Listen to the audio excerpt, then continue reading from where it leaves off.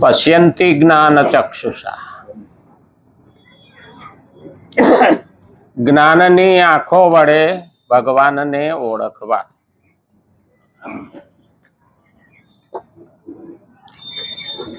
જ્ઞાને ગોવિંદને ઓળખા, ટળે દેહ અભિમાન. જ્ઞાન વિના બધું નકામું છે. જેમ શાકભાજી બનાવીએ, સૂકી ભાજી કરીએ તો એમાં નમક જોઈએ, નહીતર સ્વાદ ન આવે. અને શાકભાજી કરીએ ને તો પણ એમાં નમક જોઈએ. એમ જ્ઞાન વિના એનો સ્વાદ આવે. ભગવાનના દર્શન કરવા જઈએ ને જો એનું જ્ઞાન ન હોય ને તો ભગવાનની પાછળ આ તીર્થયાત્રાનું મહત્વ શું છે, કોનું તપ છે, એની જ ન ખબર હોય તો આપણને ભાવ જાગે. દ્વારિકાનો નાથ મારા રાજા રણછોડ છે. હકીકતમાં કૃષ્ણ ભગવાને રાજ કર્યું જ નથી, છતાં રાજા રણછોડ આપણે કહી. અને એ રણછોડ કઈ, રણછોડ રાયકી જઈ. હકીકતમાં તો રણ છોડવા વાળો તો કાયર કહેવાય. તો અહીંયા રણછોડ રાયકી જઈ કેમ બોલીએ છીએ? રણ છોડે એ તો કાયર કહેવાય.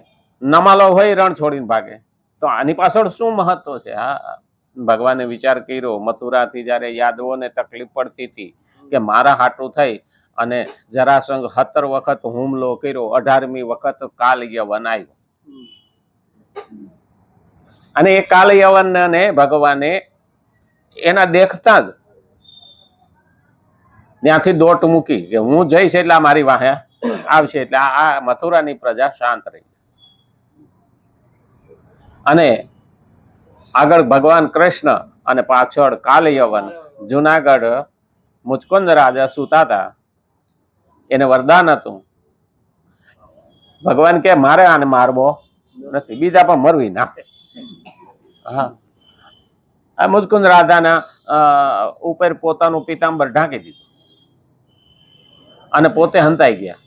ઓલો જઈને કાલી યવન કે અહીંયા મારો બેટો હંતાઈ ગયો છે અને આવીને હુઈ ગયો છે, જઈને માર્યું પાટું. કાલી યવન ઓલો જેવો બેઠો થયો એને વરદાન હતું કે તને જે ઉઠાડશે એની નજર જો તારી નજર એના ઉપર પડશે ને એ બળીને ભસ્મ થઈ જાય. કાળ યવન ત્યાં ભસ્મ થઈ ગયું. ભગવાન કે મારે મારવાની શું જરૂર છે? એટલે રણછોડ રાય પછી યાદવોને લઈ અને દ્વારકા વસાવ્યું. દ્વારકા ખોબા જેવડું નહીં, હકીકતમાં તો લીંબડીનો ભોગાવો. આપણું સરખેજનું નાકું તો ત્યાં સુધી તો બંદર હતું. સરખેજ એ બંદર હતું, એટલે સમુદ્ર હતો. એટલે વાયા વિરમગામ આપણે બોલીએ છીએ. કારણ કે એ નાનું રણ ને એ બધું જે છે એ દરિયામાં હતું, ખારા ઘોડા. એટલે આવડો મોટો સૌરાષ્ટ્ર પ્રદેશ એ જ દ્વારકા નગરીનું આખું રાજ. નહીતર આટલા 56 કુટી યાદવ ક્યાં રાખવા? આપણને એમ લાગે દ્વારકામાં હમાય ખરા? નો હમાય. તો બે દ્વારકામાં હમાય ખરા? નો હમાય. પણ આ સમુદ્ર પાછો અડતો ગયો છે, ખંભાત જતો રહ્યો. યાદવોના એ 7 ભાઈઓનું કુટુંબ હતું. કૃષ્ણના કુળમાં 7 ભાઈઓનું કુટુંબ હતું. પણ કૃષ્ણ એ કહ્યું છે, ભગવદ્ ગીતામાં પણ કહ્યું છે, મહાભારતમાં પણ કહ્યું છે અને ભાગવતમાં પણ કહ્યું છે, મારા કહેલા પ્રમાણે જે ચાલશે તે યદુકુળ ક્યારેય નષ્ટ નહીં થાય, નુકસાન નહીં થાય, દુઃખી નહીં થાય. પણ એની રીત પ્રમાણે નો આવેલો, એને કહ્યું પ્રમાણે નો આવેલો તો બાકીની બધી તકલીફો તારે ભોગવવાનો રસ્તો. એમને ગોવાળિયો નથી કહેવાનું. ગોવાળ એટલે ગાયોને વાળનારો, અને ગો એટલે ઇન્દ્રિયો, ઇન્દ્રિયોને વાળનારો એટલે ગોવાળ. ઇન્દ્રિયોને વાળનારો. જો એ કક્ષાએ ન કે આજે તો ઘણાને ખબર જ નથી, લખી નાખી યદુનંદન અથવા કે ગોવાળિયો. પણ એ પ્રમાણે ચાલે છે ખરો? હા, યાદવ લખે ખરા? એમ તો બિહારમાં લાલુ યાદવ લખ્યું ખરું, પણ નમાજ પઢવા થાય, કારણ કે સ્વાર્થી થઈ ગયો. અને જ્યારે જ્યારે તું એમાંથી પેલો હટીશ એટલે નષ્ટ થઈ. આજે એની પરિસ્થિતિ કેવી છે? જેલમાં વિતાવ. હા, તો ઘણા એવું કે કૃષ્ણ જેલમાં જન્મા. હા, જેલમાં જન્મ થયો, પણ ગોકુળમાં મોટો થયો, મથુરામાં આવીને કર્મયોગ કર્યો, અને ત્યાંથી સૌરાષ્ટ્રમાં આવી અને કર્મને ગતિ આપી, ધર્મને ગતિ આપી, ધર્મની સ્થાપના કરી. પણ એટલી બધી ગોકુળમાં હતા ને તોય ભગવાન કૃષ્ણ નાના હતા ને તોય એની માથે કેટલા હુમલા થયા. માસી પૂતના આવી, બકાસુર આવ્યો, અઘાસુર આવ્યો, કેટલાય આવ્યા, સક્ટાસુર આવ્યો. ભાગવત આપણે સાંભળીએ છીએ. તો આ દ્વારકાનો નાથ એમને નથી બનતો. ક્યારે આટલી બધી મુશ્કેલીઓ આવી ને છતાં ક્યારેય રોતો ભાયરો નથી. આપણે તો કાયમ ઉઠી ત્યાંથી રોતા ને રોતા. ભગવાન કે તને એવી મુશ્કેલી તો છે જ નહીં. નથી રામ જેવી મુશ્કેલી કે નથી કૃષ્ણ જેવી મુશ્કેલી. એ માણસના રૂપમાં આવ્યા હતા અને આપણે માણસના રૂપમાં છે. આપણી ફરિયાદ મળતી નથી ને એની કોઈ ફરિયાદ કરી નથી. તો પહેલું યાદ રાખવું જોઈએ કે હું ભગવાનને શા માટે ભજું છું. મૂર્તિ તો પ્રતિકાત્મક છે. મૂર્તિ આપણા મનને મજબૂત બનાવવા માટે, ત્યાં આપણું મન ચોંટે એટલા માટે થઈને. બાકી તો એની જે કહ્યું છે એ ગ્રંથોમાંથી જ્ઞાન લઈને મારે જીવન જીવવા. એટલે આપણે ભગવદ્ ગીતાને મહત્વ આપીએ છીએ. કારણ ભગવદ્ ગીતા મારું જીવન કેમ જીવવું એનો રસ્તો બતાવે, મારું મૃત્યુ કેમ સુધારવું એનો રસ્તો બતાવે, અને આવતો ભવ કેમ સુધારવો એનો રસ્તો બતાવે. સૂચિનામ શ્રીમતાંગે. ઘણી વખત આપણે મરતા હોઈએ ને તો કોઈનો જીવ શેમાંય ભરાઈ રહ્યો હોય ને તો પણ એનો ઘડીકમાં જીવ જતો નથી. અને બીજા નંબરમાં ભક્ત હોય, જ્ઞાની હોય અને પ્રભુને પ્યારો હોય ને એનો ઘડીકમાં જીવ જતો નથી. શા માટે? ભગવાન કે સામે ભેગા થાય તો એને ત્યાં મોકલું ને. ત્યાં સુધી તો એને આ દેહમાં રાખવો જ પડે, એટલે દુઃખી થવાનું છે. સત્ય જીવનારો છે એ પણ ઘણી વખત અટકી જાય મરતો મરતો. શા માટે? ભગવાન કે અહીંયા જરૂર છે પણ મારે ન્યાય જરૂર છે, પણ એવી જગાએ સૂચિનામ શ્રીમતાંગે હે એવાને ત્યાં મારે મોકલવાનો છે. હવે છે કેટલા ગયના ગાયઠા. હવે એમાં ભેગા થાય તો આપણને મોકલે ને. આ જીવ આમાંથી કાઢે તો સામે એને પાછી મોકલવો પડે, નહીં તો જીવ ભટકે. આ બહુ મહત્વનું છે. એટલે તો આપણે કહીએ ને બાપાની ગતિ થઈ, પછી સતગતિ થઈ અને દુર્ગતિ થઈ. આ ત્રણ વસ્તુ આવે. ગતિ એટલે ઝડપ, સતગતિ એટલે સારી જગ્યાએ ગયા, અને દુર્ગતિ એટલે ખરાબ જગ્યાએ જઈને. અંતકાલે મામેવ સ્મરણ. શ્રીમદ ભગવદ્ ગીતા 3જો અધ્યાય આપણે 18મો શ્લોક જોઈએ છીએ. આને 5-6 દિવસ થઈ ગયા. હા, બહુ દિવસ થઈ ગયા. 6 દિવસ થયા.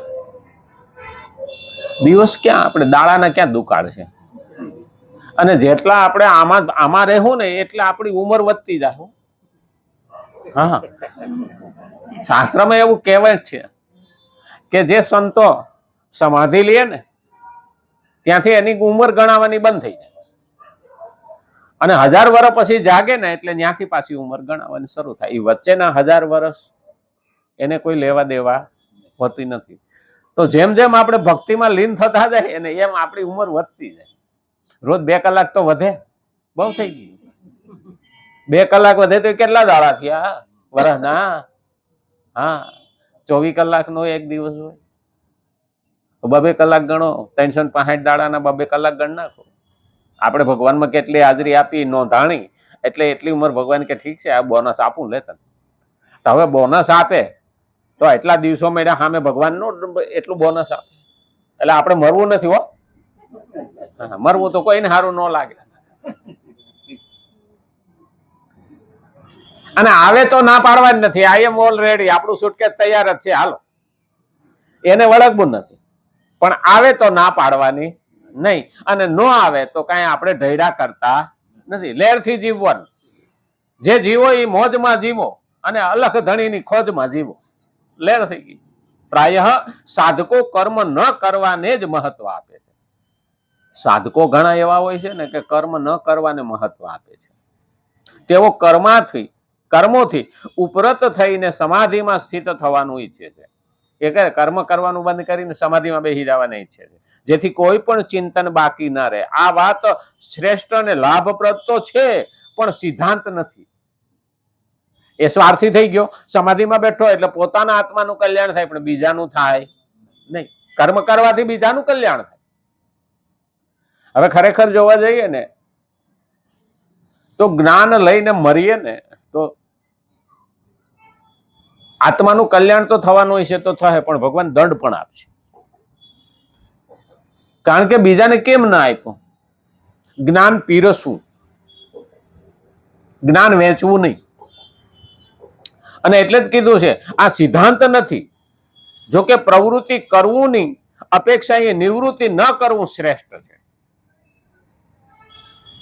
આપણે એવું માનીએ ને, પ્રવૃત્તિ કરવી એને કરતા ન કરવી સારી. તથાપિ આ તત્વ નથી, આ ભગવાન નથી, આ એક તત્વ નથી. પ્રવૃત્તિ કરવું અને નિવૃત્તિ ના કરવું બંને પ્રકૃતિના રાજમાં છે. નિર્વિકલ્પ સમાધિ સુધી બધું પ્રકૃતિના રાજ્ય છે. કોઈ વિકલ્પ બીજો નથી, નિર્વિકલ્પ. કેમ કે નિર્વિકલ્પ સમાધિથી પણ વ્યુત્થાન થાય છે. ક્રિયા માત્ર પ્રકૃતિમાં જ થાય છે. પ્રકૃતિમાં જ ક્રિયા થાય છે. હવે પ્રકૃતિ આપણે કેટલા પ્રકારની ગણાવી હતી?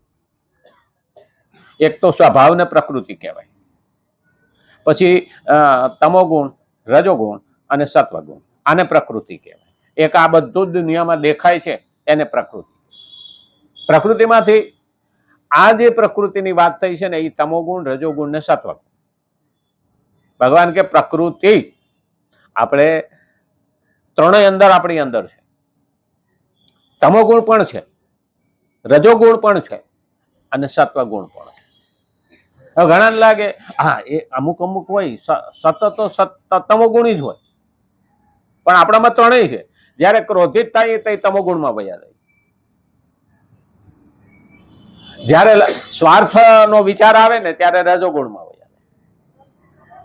અને ભગવાનની ભક્તિ તરફ વળગીએ ને ત્યારે સત્વગુણમાં.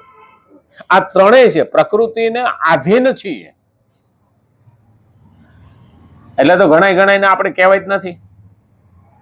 માણા બે બાજુથી રહે, માયા મિલી ના રામ, રામ પણ ન મળ્યા અને માયા પણ ન મળે. આ સંસારમાં ખરેખર એવું જ છે. પેલાને રાજાએ દંડ દીધો ને, હો કોયડા ખાવાનું, તો એક બાજુ હો ડુંગળી મૂકી, કાં હો ડુંગળી ખા કાં હો કોયડા ખા. ઓલો કે માર ખાવો એના કરતા ડુંગળી ખાવી સારી. હા, એટલે ડુંગળી ખાવા માંડ્યો ને 10 ડુંગળી ખાધી ને હારું રહેવાનું નહીં. એવી તીખી લાગી ને આંખોમાંથી પાણી જવા માંડ્યું કે હારું કોયડા હારા. તે 10 કોયડા માર્યા.